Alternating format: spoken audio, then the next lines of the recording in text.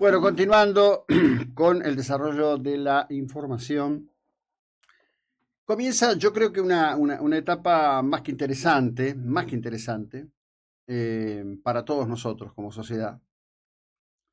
El triunfo de Donald Trump, a ver, hay gente celebrándolo, inclusive aprovechando la inteligencia artificial, han subido algún video con una danza compartida entre Milley, Donald Trump, Elon Musk. Me hace acordar muchísimo a algo que fue un debate enorme. Yo era muy chico, pero el debate no escapaba a mi atención. Siempre me acuerdo de eso, digo, era muy pibe. Se trata de lo que ocurrió en la década del 60 con la explotación de la mina de oro de Farallón Negro. La mina de Farallón Negro está ubicada en la provincia de Catamarca. Es una mina que ya no opera, ya está, no es operativa. Y en ese momento la discusión de qué hacer con la explotación de la mina de Farallón Negro llevaba a que se dijera que con el oro que se podía producir, Argentina podía, no sé, me acuerdo las maravillas que se iban a hacer con ese oro.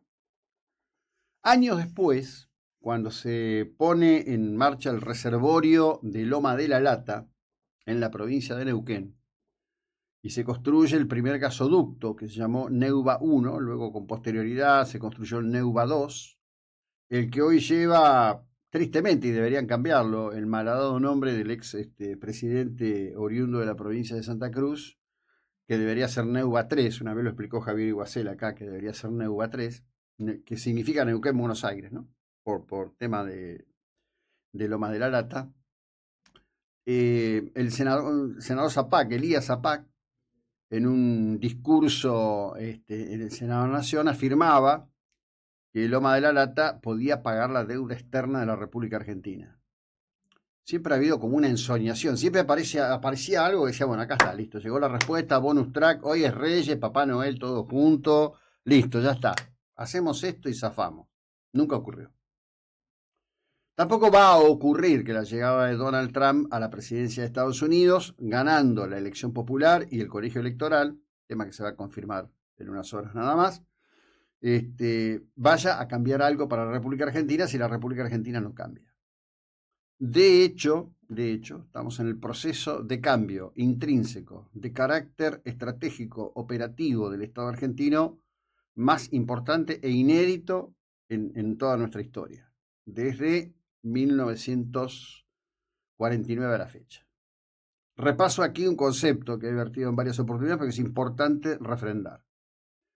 La República Argentina se constituyó como nación en 1853 con la Constitución Alberdiana, que se inspiró en la Constitución de Estados Unidos y es esencialmente una constitución republicana y liberal.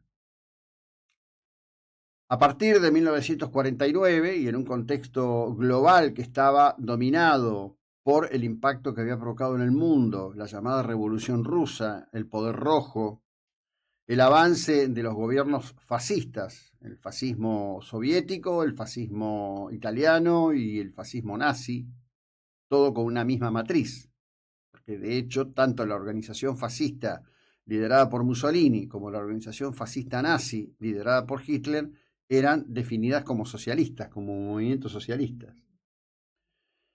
En ese contexto, Argentina comienza con el primer gobierno de Perón, en realidad un poco antes, con Perón ocupando la Secretaría de Trabajo, la construcción desde las normas, decretos y luego con muchas leyes de un Estado socialista dentro de una nación contenida en una constitución republicana y liberal.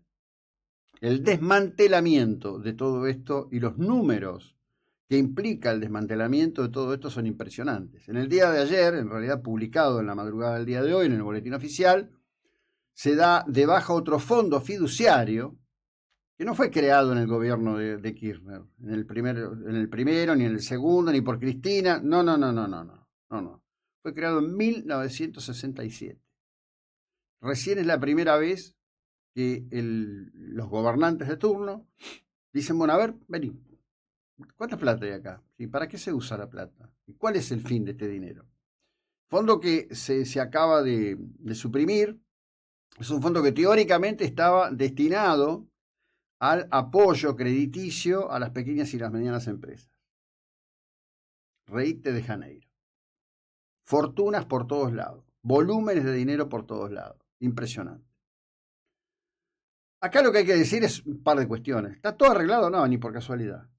¿Hay un cambio de espíritu y un cambio de época? Sí. Básicamente en una proporción muy alta y muy importante de la sociedad.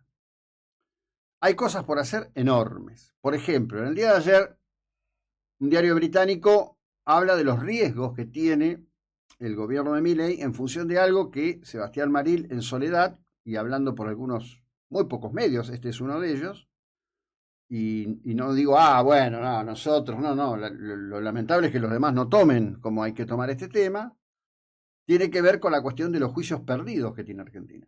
Juicios perdidos por la mala praxis política, de política económica, de Axel Kicillof fundamentalmente, de Cristina Fernández y de Guillermo Moreno. Argentina tiene un pasivo enorme en juicios perdidos, en donde va a ser complicado resolverlo, y en donde Argentina va a tener que cambiar su estrategia, sentarse a negociar, que en definitiva es todo lo que estos acreedores piden, ¿no? Los acreedores están pidiendo embargos, cosas, todo porque los tipos dicen, bueno, a ver, paguen, muchachos, paguen. En el caso de YPF, es brutal, porque el fallo original es de 16.000 millones de dólares y se están acumulando intereses millonarios, que si esto sigue así van a ser más los intereses que el volumen enorme, concreto, que es el del fallo. Por otro lado, se han seguido, se sigue perdiendo. Hay dos derrotas enormes, que inclusive hasta es llamativo que ni siquiera Milei habla de este tema. Cuando hay que estar escuchando gente, por ejemplo, ayer pasó Ricarguito Alfonsín. Teóricamente vino a defender la honorabilidad de su señor padre. Y dijo que Milei es una persona, una entidad moral menor. Podemos discutir mucho sobre Milei. Ahora que Ricarguito Alfonsín crea que él puede hablar de moral. Él puede hablar de moral. Socio necesario, imprescindible, del gobierno de Cristina, con el que fue concurrente todo el tiempo. Embajador en España, en el gobierno de Alberto. Sin una palabra de crítica. Diciendo, bueno, no, estamos acá para formar un frente progresista. Frente progresista. Están viendo a ver cómo más o menos encuentran un hueco para volver a colar dentro de la estructura del Estado y seguir viviendo sin laburar. ¿No? Todo un grupo que vos lo mirás a todos. No hay uno que haya trabajado una vez en su vida. No ya como decía Saburo Okita, el padre del milagro económico japonés, cuando fue requerido por la fundación que presidía Ricardo Alchurrón, a la sazón en aquellos años, presidente de la ciudad rural, donde le pidió al equipo de Okita que hiciera un estudio de la economía argentina para encontrar potencialidades y debilidades.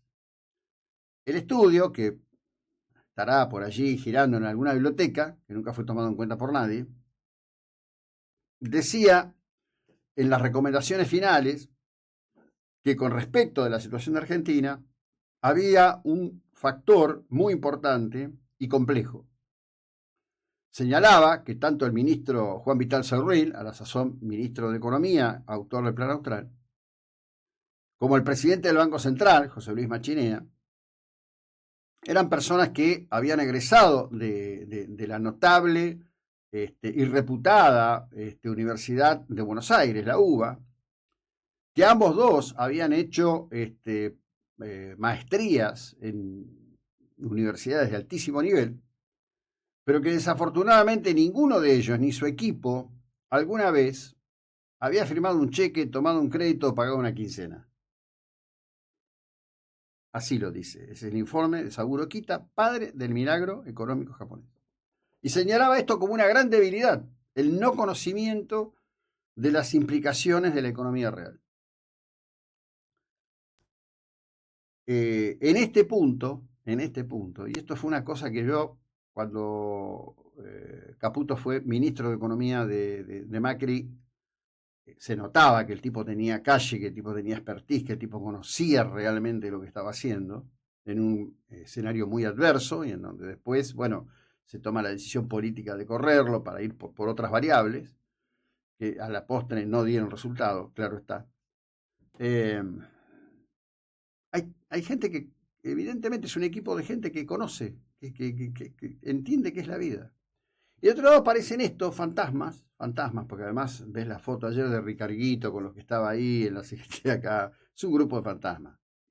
Desesperados y llenos de palabras. Lo único que tienen son palabrerío. Voy a repetirme en esto. Se ofenda quien se ofenda, le molesta a quien le moleste y le duela a quien le duela. Y pueden ir y le pueden preguntar a dos personas concretas que son tan radicales como los que están lloriqueando por lo que dijo Milei. Le pueden preguntar a Juan Pablo Bailac, que en ese momento estaba en Casa Rosada con rol de vocero, y le pueden preguntar a Rafael Pascual, que era presidente de la Cámara Baja, gente del radicalismo de toda la vida. Bailac, que venía del Movimiento Renovación y Cambio, y Pascual, que venía del sector balvinista y acompañó toda la vida a Fernando de la Rúa. Hubo un golpe, y Alfonsín, como mínimo, acompañó en silencio, que es mucho más que acompañar en silencio. Venir a hablar acá de una superioridad moral, Ricarguito Alfonsín. Qué locura. Y que lo diga así a viva voce y ninguno de todos los que estuvieron le dice, pero escúcheme, discúlpeme, mire acá. Es más, acá hay un video donde De la Rúa dice, cuenta, ¿no? En fin. 7:28 minutos, esta es la 99.9, muy luminosa mañana en la ciudad de Mar del Plata.